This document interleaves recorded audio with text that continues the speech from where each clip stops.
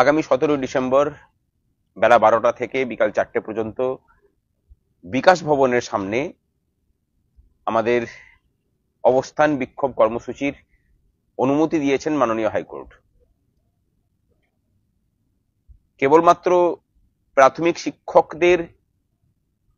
শিক্ষার্থীদের এবং শিক্ষার দাবি দেওয়া নিয়ে অনেকদিন পরে আমরা নামছি।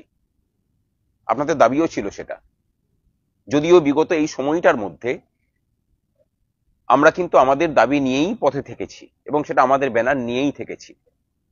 পথে না নামলেও প্রাথমিক শিক্ষকদের এবং শিক্ষা সংক্রান্ত বিভিন্ন দাবি দাওয়া নিয়ে আমরা সমানে প্রচেষ্টা চালিয়ে গেছি এবং তার ফলপ্রসূ ফলও হয়েছে, অনেক কিছুই হয়েছে। বঞ্চনার বহর বেড়েছে।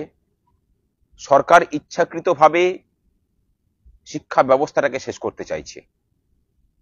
ভয়ানক একটা বৈষম্য সৃষ্টি হয়েছে, সেটা প্রধান শিক্ষকের ইনক্রিমেন্ট হোক, সেটা প্রাথমিক স্কুলগুলোকে কম্পোজিট গ্রান্টের টাকা বরাদ্দ হোক, প্রত্যেকটা ক্ষেত্রেই সচেতনভাবেই যে প্রাথমিক শিক্ষা ব্যবস্থাকে শেষ করার প্রচেষ্টা চলছে সেটা একদম খালি চোখে দিনের আলোর মতো স্পষ্ট হচ্ছে। এই প্রেক্ষিতে শুধু নিজেদের বেতন বৃদ্ধির অধিকারের লড়াই নয়, বরং তার থেকে অনেক অনেক বেশি করে শিক্ষা ব্যবস্থা এবং শিক্ষার্থীদের স্বার্থ রক্ষার জন্য আগামী 17 তারিখের আন্দোলনে সকলে সামিল হন। পরীক্ষা শেষ হয়েছে, রেজাল্ট তৈরির কাজ চলছে, স্কুলগুলোতে চাপ অনেক কম। যেখানে আমরা অবস্থানের সুযোগ পেয়েছি সেই জায়গাটাতে কাউকে অবস্থান করতে প্রায় দেওয়া হয় না। এরপরেও যদি আমাদের মধ্যে অনীহা থাকে তাহলে বুঝতে হবে যে সরকার যেটা করছে আমরা প্রকারান্তরে নীরব থেকে সেটাকেই সমর্থন করছি।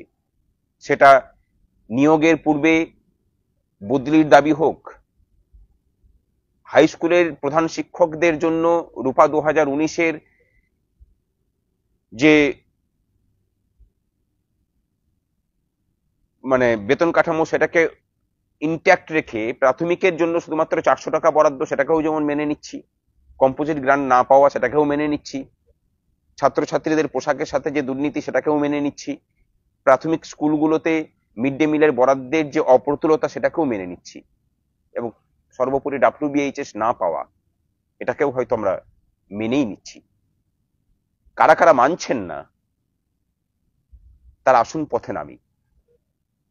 প্রত্যেকটা স্কুলের প্রধান শিক্ষকদেরকে অনুরোধ করব যে যদি আপনি নবনিযুক্ত শিক্ষক হয়ে থাকেন এবং যদি পুরাতন শিক্ষকও হয়ে থাকেন, যদি আপনার মনে হয়ে থাকে যে আপনার একটা ইনস্টিটিউটের প্রধানের সাথে বঞ্চনা হচ্ছে, তাহলে সেদিন আসুন, আপনার বাকি সহকর্মীদের নিয়ে আসুন।